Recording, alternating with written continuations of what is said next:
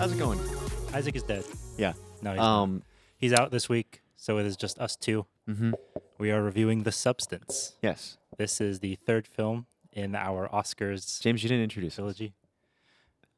It's Hey, just guys, us. it's the hit players. Come on. Brand recognition. brand recognition. You're right. My apologies. This is why I Anyway. don't do the intro. Anyway, yeah. This is the Hit Play podcast. We're the Hit Players. That's James. I'm Claire. Isaac is dead. We killed him. There you go. There's your introduction. There's your introduction. As you were saying. Which feels fitting for this movie to just jump right into it. To just jump right into it, yeah. Because that's exactly what The Substance does. Yeah, it really doesn't hold your hand at any point. I disagree. Well, All right. I want to say this first off. I want to do full spoilers from the beginning because there is no way that you can tell the plot of this film, but that doesn't change the experience of watching it, yeah. in my opinion. I think, well, let's do a very small, no spoilers. How would you rate it? Just give a flat answer, and then we'll explain our answer. That way, if people are like, well, I want to know what they think before I watch the movie, they can at least have that. I would recommend that people watch this film. I think that's as best we're going to get, folks. And I'm be real, I'm with James. I feel like we have to talk about this. Full spoilers. Yeah, it's difficult to talk about this film if you haven't seen it. It's a movie. It's something. It's one of the films of all time. It is certainly one of the films of all time. So just blanket full spoilers for this pod. Snipe kills Dumbledore. Snipe kills Dumbledore. Spoiler owl. What the heck? Yeah. Did you have any expectations going into this film? Did you know anything other than the plot ahead of time? I was told by a couple of our friends that it was body horror specifically. That was all I knew, because I don't tend to look things up before we dive into them. I like to go fresh, as it were. And so, naturally, I just went in completely blind. When you hear body horror, are you like, oh, that sounds interesting? No. Or are you more like, get away from me? It was, quote, oh yeah, it's body horror, it's gross. And I was like, awesome. And then like I read the blurb, and it was like, it's like, oh yeah, a new substance. And I was like, there's going to be needles. And like the first frame, there's a needle. And I'm just like, ah. Because I don't like needles. Not So like, not a lot of people don't like needles. not like a phobia or anything. I'm just like, they just creep me out. So I knew going in that I was probably going to be grossed out, and that it was probably going to have a couple things that I didn't like. Made you squirm? Yeah, let's go with that. Yeah. Was there a moment in particular? Again, we're doing full spoilers. Yeah, I no, spent the whole movie being like, this is body horror and nobody's lost a fingernail yet. And then she loses a fingernail. Yeah, God, I hated that. I think that the fingernail sequence I had to look away from. Same with the tooth. I had to actually turn away from the computer. Because that really gets me. Yeah. I can watch a back being split open. I can watch somebody's gut spill out. Whatever. It's gross, but whatever. Pulling out a tooth. Yeah. Somebody reaching up and yank, that's so normal, I think is what it is. It's like, we've all done that. Obviously, as kids, your teeth fall out, right? So it's a visceral experience everyone's familiar with to some degree. Most people have messed up their nail in their life. Like, we all know that pain. So you see it, you're just like, eh. You're just like, ew. Okay, so you knew it was body horror. Knew it was body horror. You didn't know the plot ahead of time. Not any more than the little Amazon blurb told me as I waited for it to finish downloading the rental. Mm-hmm. I knew the plot. Mm-hmm. It's a movie. It's about, if you're still watching past the spoilers and you haven't seen it yet, it's about a aging actress named Elizabeth Sparkle, who, Great name. probably stage name, Yeah, continue. who feels unsatisfied with her position as an older actress. She feels like she is losing her place in Hollywood. Yeah. And she hears about this new substance that will give you essentially a younger doppelganger that you can live vicariously through. Mm-hmm. So she takes the substance, and the younger doppelganger begins to live her life. But then there's a conflict between the two of them. The young doppelganger, Sue, begins to live a life of her own, Mm-hmm. and Elizabeth is unsatisfied with that. as she is drained of her life force, Yep. literally. In a quite literal sense, yes. And so that conflict comes to a head when they essentially wake up at the same time, you could say. Mm-hmm. They're not allowed to, they can't, you'll never see them in the same place at the Yeah. same time, right? But then they do. And then shit goes down. Shenanigans happen. Shenanigans happen. Yeah. That's more or less the plot of the film. Yeah. It's about the woman fighting herself, fighting beauty standards. It's yeah, exactly. It's the it's somebody fighting the ever present foe of entropy in the universe. And as usual, losing. uh I knew that it was a horror film. I Mhm. didn't know the extent to which it would go. So I didn't even know that it was really yeah. bodily horror, which I don't mind at all. Like I was eating while watching this film. I went and I got Schlotsky's. There are parts where I'm thinking I don't know if I could have a meal. Like maybe like up through like the first like 2 hours, I could have Yeah. been there with you. I don't think I could have eaten during the last 30 minutes. Fair enough. I will say this. I paused this movie at one point Mm-hmm. to go and do other things. And I think that alone changed my experience of watching this film. Maybe. It's a very long movie, It is a very long but it didn't feel that long to me. And I think that's part of the Mhm. reason why. Because that's the biggest criticism I heard about this film. Yeah. Everybody, even people who like it, say you could cut like an hour from this movie. much like Honora from last week. Mm-hmm. And Amelia Perez from And the week Amelia before. Perez from the week before. Much like every Oscar movie, almost ever, a lot of them just pad time. And you're like, this is great, but I don't need it.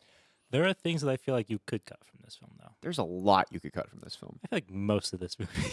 You quite literally, like unironically, there are so many sequences where it's just one of them doing the same thing. Mm-hmm.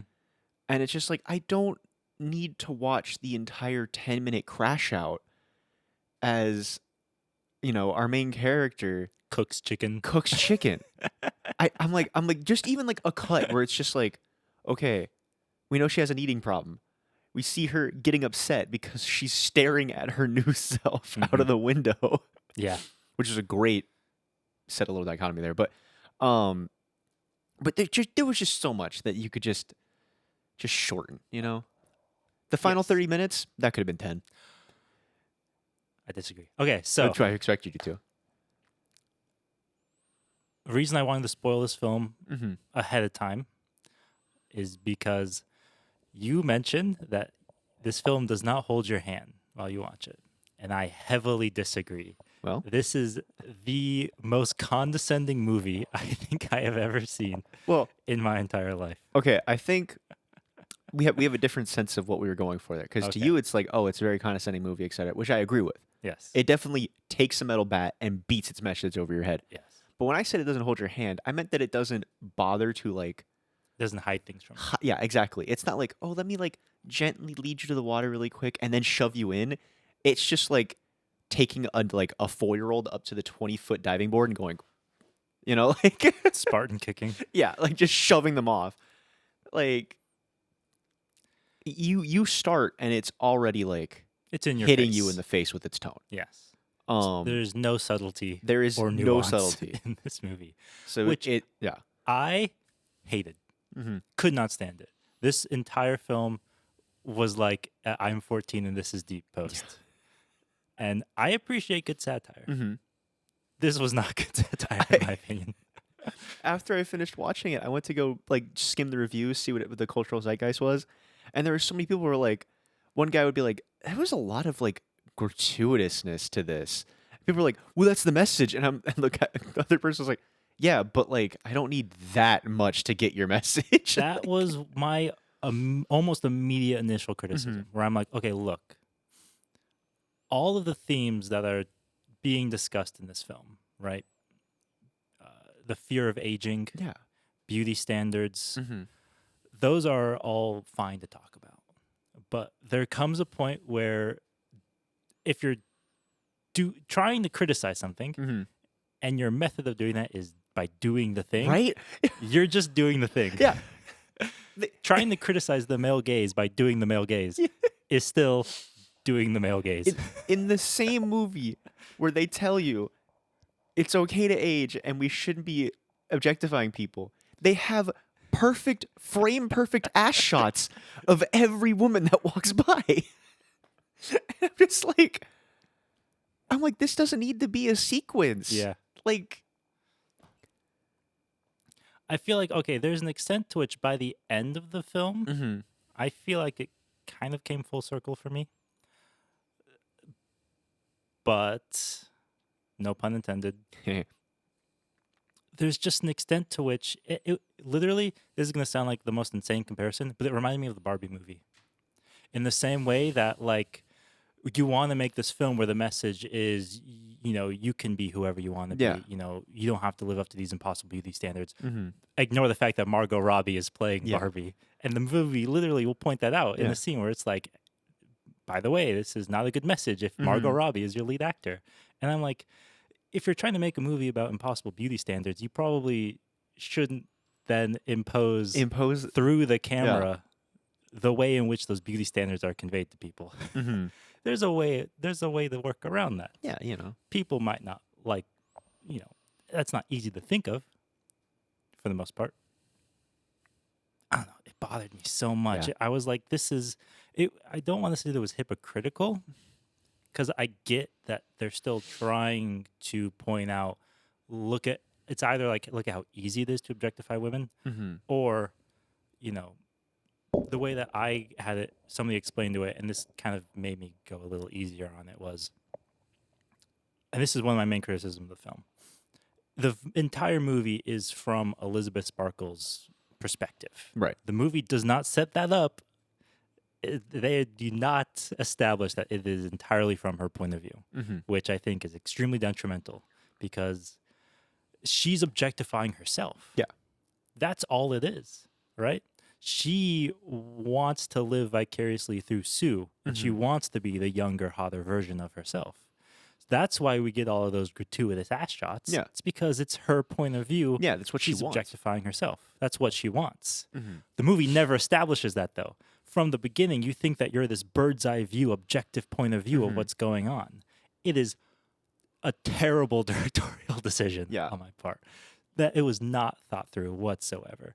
Once I started to think that, where I was like, okay, this is from Elizabeth's point of view, her warped mental state. I immediately was like, I can accept everything that happens. Now, all the crazy, all the BS, all the crazy BS, I get it. That makes sense.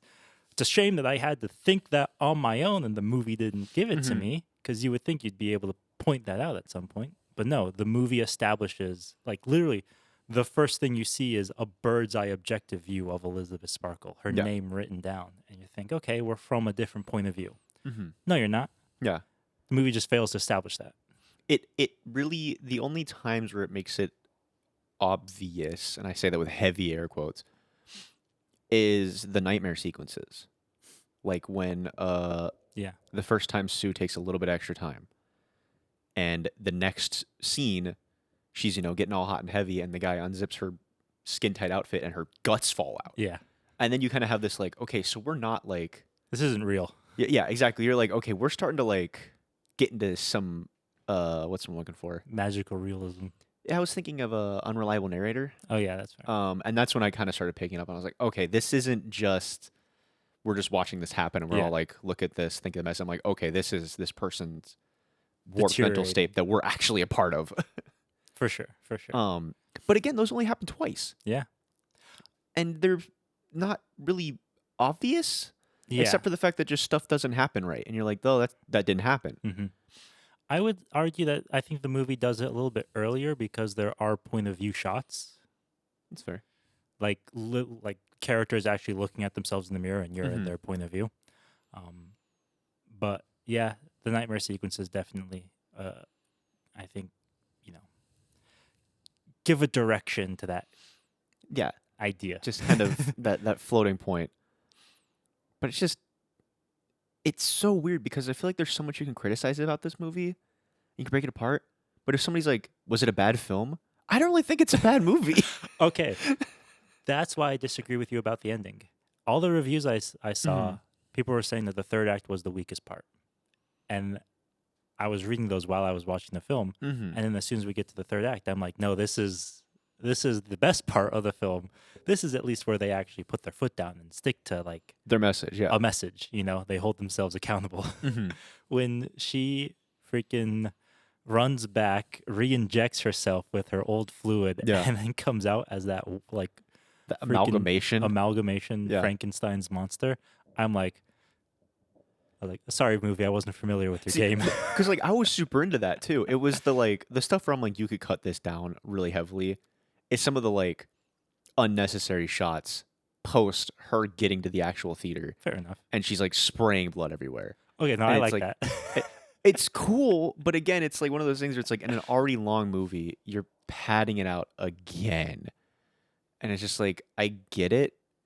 It's part of the sequence. And if you took that sequence and you put it, instead of attacking it on the end of a 2-hour film, and you put it at the end of an hour film, suddenly it doesn't feel as long. Fair enough. Like, and I think that's just all it is. I'm like, by the time we got there, I was like, this is really cool. And what I wanted the entire movie to be. But now I'm just tired and I want to do something else. Fair enough. Fair enough. I mean, this movie is meant to be satire. Mm-hmm.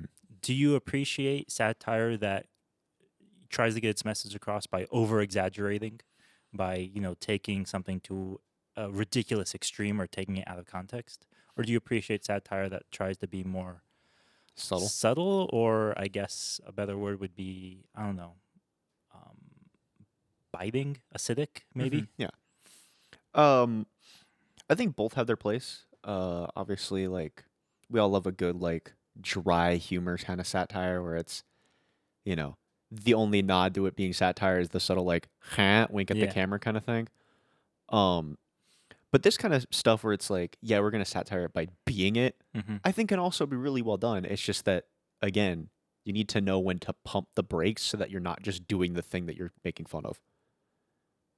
And I think that's just that's the point where this movie kind of stumbles, is that it keeps going Mm-hmm.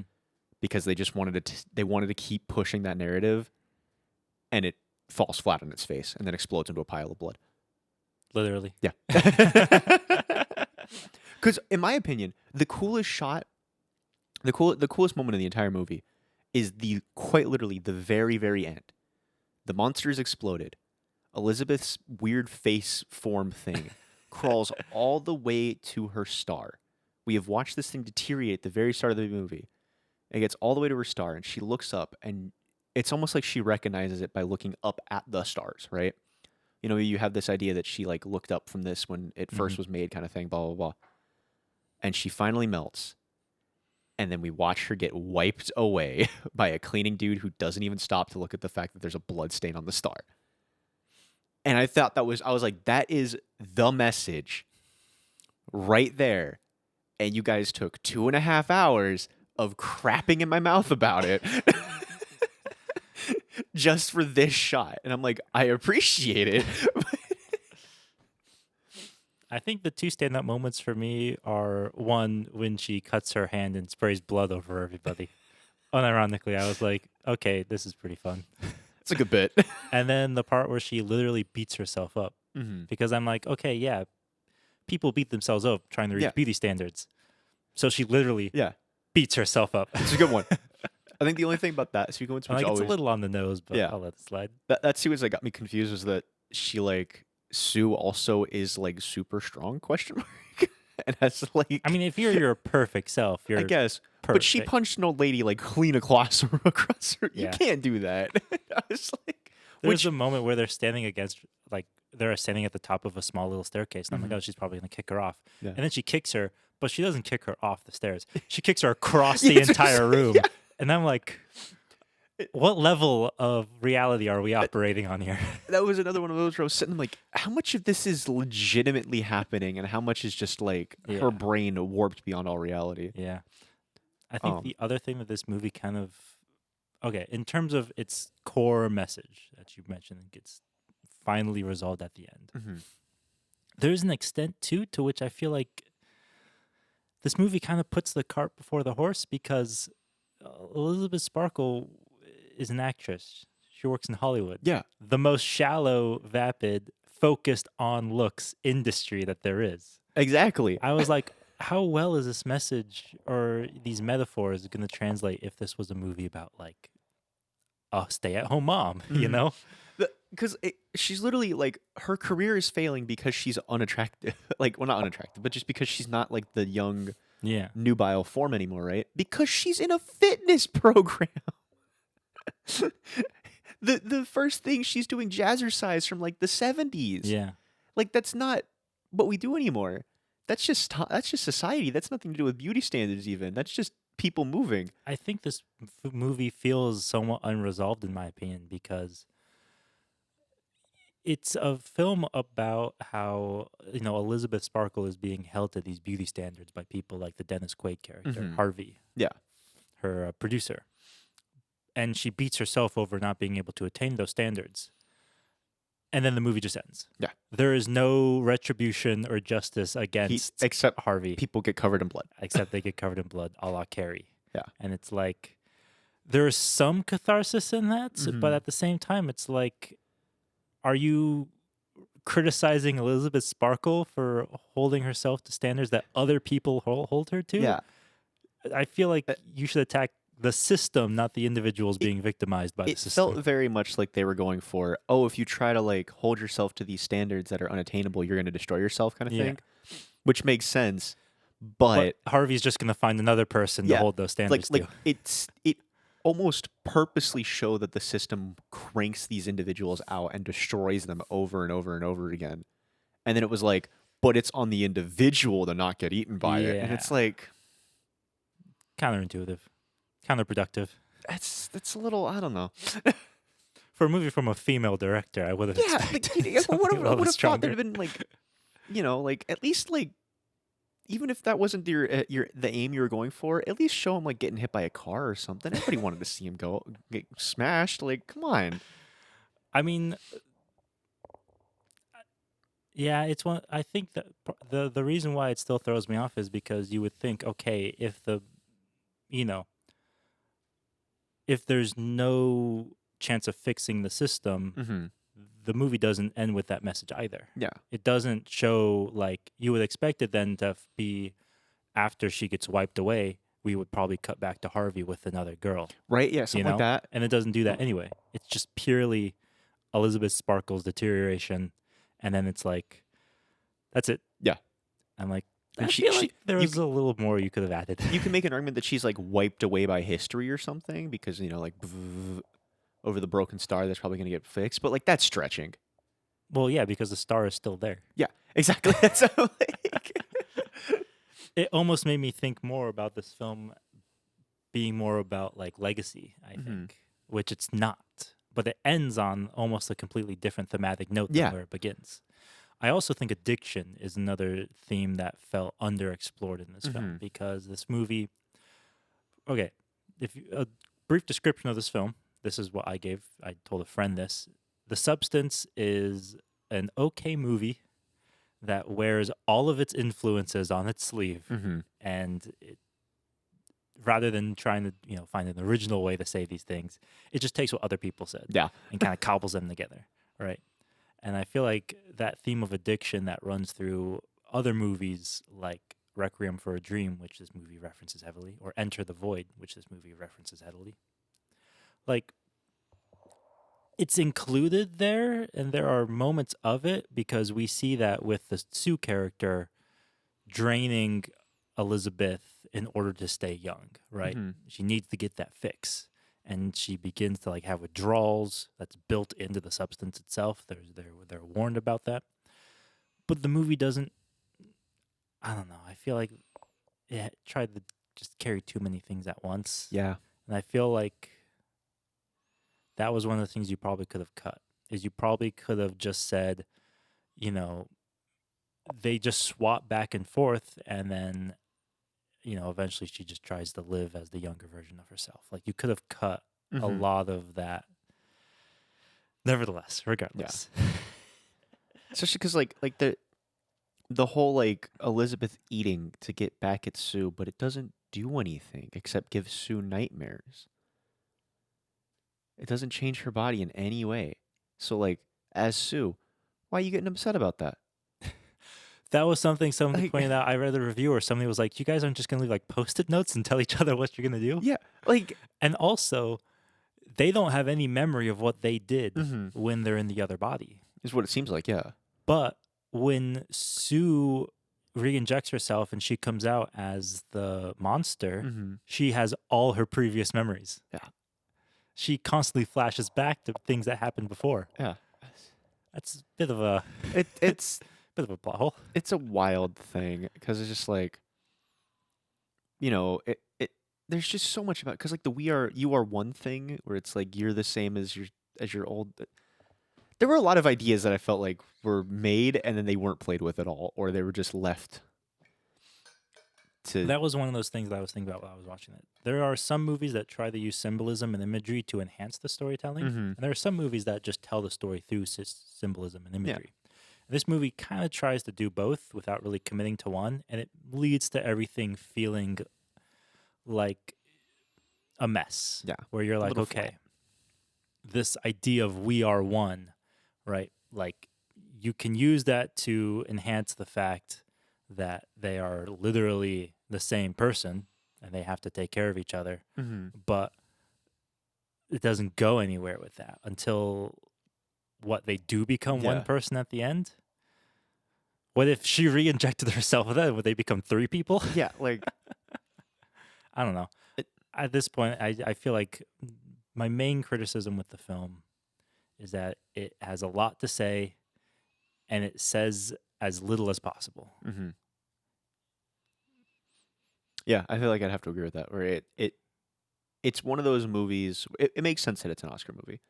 It's very like loudly like, oh, here's our message. But when you actually like watch it with any type of like eye of criticism, it just fumbles, and you're just like, well, I don't even think you need to watch it with an eye of criticism. I think you just have to be somewhat familiar with the ideas that it's trying to talk well, about. yeah. But Most of the criticisms that I felt about this film were reinforced on like feminist forums Mhm. criticizing yeah, this just film. being like, bro, And I was like, damn, you managed to piss everybody off. Yeah. equal opportunity offender here. and yet, despite all that, I feel like I'd still recommend it to people. No, I wouldn't. Well. I feel like people should watch it Yeah. to experience it if they are interested. Mm-hmm. I would probably still give this like a C.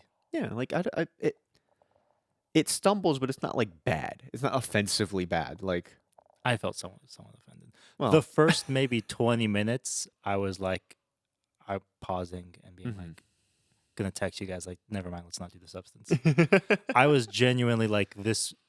When I say this movie is extremely condescending, I don't like movies that hold your hand in Yeah. this kind of way. mm-hmm. I can't makes sense imagine for being the kind of person yeah, who would want a movie to talk down No, to you like yeah. that, you know? And that's not me being like, oh, it like every movie has to be subtle. What does that even mean? Yeah. I feel like there's an extent though to which because the movie did such a poor job establishing its point of view at the beginning, I was just really confused mm-hmm. to be like, okay, is this like, does this take place in a kind of hyper reality, or is this being seen from a character's unrealistic point of view? Mm-hmm. And eventually I figured out that it's a character's unrealistic point of view. But like when random strangers, like the way that people talk in this film, and I'm like, you're being told to act that way on purpose. Yeah, So there has to be an intention behind it. There's a reason Mhm. why you're doing this.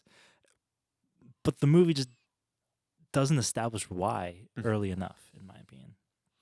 And somebody's probably listening to me say this and being like, well, actually, it does. You're just a cis guy who just doesn't get yeah, it. you're just a And I'm silly. like, little- okay, whatever. Yeah, and it's like, Fair enough. If Yeah. I didn't get it, I didn't get it. Too smart for me. you heard it here first. James admits he's dumb.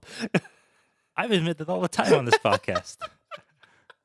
Yeah, but it's just fun. Anyway, I feel like this movie was trying to dumb itself down, and I don't respect that mm-hmm. personally. That's just me though. Yeah, well, What would you rate it? I'd probably give it like a B minus. Is what I think. A B minus. Yeah. Okay. Would you watch it again? Probably not. Yeah. If somebody put it on I wouldn't be like, ugh. I feel like if somebody would put this on, I'd be like, why are you watching The Substance? Yeah, I just kind of it's for me it falls into that category of it's a deep movie that I think is significantly more enjoyable if you just shut your brain off. No, Like if you I don't try to disagree. engage with it in any sense of the way, you're just like, yeah, whatever, it's kind of fun. I Like, disagree. well, yeah, you don't like that kind of Movies like this are not turn your brain off movies. My brain cannot stop just That's the beauty of it. nitpicking it though. That's the beauty of it. Is it No. you reach in and you just flick the switch? No. I made a lever It's cranking those motion, but- other the great movies. Those Mhm. are the turn your brain off movies. That's where you can sit back and relax and be like, this can just wash over me, and I'll still get it. This one, some of these movies, you're just too busy pointing out plot holes. See, no, to that's the enjoy it. thing, James, is that you went, oh, I can wash over me and I'll get it. There's no getting it. I'm here to consume a piece of media because somebody put it on for 2.5 hours of my life. It'll be playing in the background, and then I can look up and go, oh yeah, that scene was kind of neat while I'm on TikTok or something. No. Like, that's what I mean by shutting my brain off. I mean, actively not engaging with the material in any meaningful way. Well, excuse me then. Horror movie nominated for an Oscar though doesn't happen That is, often, yeah, I was gonna say that's a point that I think is a good thing. especially given how gruesome this film is. And like just not what's I'm looking for. It's not a conventional movie. Yes, thank you. I was like, I cannot think of the word I'm looking for. Yeah, Does it's that make you respect the Oscars a little bit more? no, because this got what? Just the one, right? The one nomination, or was it two? I'm gonna look that up right now. We're checking, fact checking. We are fact checking the award nominations. 5 nominations, Oh, okay, I was including way off. Best Picture, 75 isn't bad. Best Original Screenplay. I believe was another one as well. Yeah, it should win. No, I'd be happy to see it win one. I wouldn't be upset like I am with Amelia Perez. I mean, if it was if The Substance is nominated for say something like costume design, Mm-hmm. That's true. Practical effects in this movie, very nice. lots of practical effects. Lots of practical effects. Yes. The final monster looked fantastic. Oh yeah. The all only time it aging- didn't was when it fell over and exploded. And I yeah, was like, that's that above was it. yeah. I was like, that was a literal like bag that they painted flesh colored and Yeah. shoved. Which yeah, I'll give it that. The colors of this movie are very vibrant and pretty, which I liked a lot too. If it's nominated for best editing, it shouldn't win. No, It gave me a bit of a headache yeah, every time. Part of the other reason why I thought, okay, this movie has to be from Elizabeth's point of view, from her mental state, is every time she left her house, mm-hmm. we don't see another person. It's Yeah. always just extreme close up on her as she's just trudging along, running Mhm. down the street. Every time she leaves her house, you never see another person in this film. And I was like, okay, I get it now. That makes more sense. Could have done that sooner. Yeah, right. Could have established that sooner. I digress. Requiem for a Dream, that gets referenced in this film. Carrie, that's get referenced at the ending. Enter the Void, that gets referenced. Irreversible, another Gaspar Noé film, that gets referenced at a point too. A lot of this movie is made of other movies, Yeah, in my opinion, and that made it a little less enjoyable of experience. I get this is only her second film, mm-hmm. but there's an extent to which I'm like, you could have an original idea. What was her first? Do you know? It had a different name. She's a French director, so I think. Oh, that explains a lot. Why did this? Revenge is what it was called. It came out in 2017. No idea. I had never heard of it either. So yeah, there you go. I don't know. This movie is a little not to my taste. Not quite my tempo. Yeah, that tracks for you. Not in a negative, just as a. I don't hate the French like you guys do.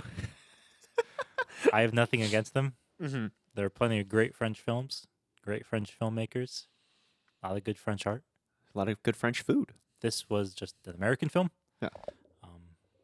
But man, something about this style of storytelling just rubbed me the wrong way. No, that's fair. Like, you know the scene in the Barbie movie where she approaches the kids at the table and they Yes. call her a fascist? Uh huh. That's this movie. And you're like, but that's not how this works. Yeah. Yeah, no, that's I'd agree with that pretty heavily. Yeah, somebody took that scene and they just squeezed it in a juice press until they distilled this, Yeah. then ejected it on a film tape. What can you do? What can you do? What does it say that a lot of mainstream movies that try to engage with feminist ideas feel like they have to be overt about it, Mhm. that they can't, actually tell the story, like the actual structure of the storytelling, for example. Like they have to be heavy handed in a way. That feels, it's not what we want to see. That's it. You want to know why? No, I know why. And it's a shame. Yeah. And I feel like, I mean, there's nothing Hollywood loves more than the story that bites the hand that feeds it. Yeah. But the fact that this movie doesn't feels a little like, Interesting. Yeah. yeah. I can see if somebody called this movie Oscar bait, I'd be like, I can see Yeah. it. It's, yeah. Oscar main- bait, I think, tends to imply that they're insincere. Mhm. And I don't think that the actual, like, there's nothing insincere about Elizabeth Sparkle's story. Like, the themes The idea. Yeah. and the idea, I get. The presentation is all that I have issues with. They literally called the main sleazy guy Harvey off of We Know Who, right? That has to be specific. 100%, yeah. And then they don't do anything with it. They let him off He the hook. gets rewarded. Anyway, yeah, this is it's not a performative piece, but it's definitely used performatively, if that makes sense. You know, What can you do? but I feel like it's been a handful of our Oscar baits this year. Honora wasn't, but Amelia Perez in this. Yeah, it's interesting how Honora, the movie about sex workers Mhm. directed by a man, handled its nudity with more tact. It handled its message with more time. And it was the same problem where it's like, wow, this movie drags on. Yeah, that's fair. Honora did win at the Guild Awards, though, That's good. so it is gaining some momentum. I don't think it's going to win Best Picture, though. No way in hell. Everybody says The Brutalist is. We're watching that next week.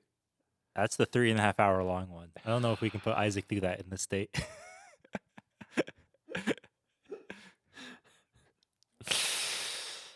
I don't know if I want to go through that in this.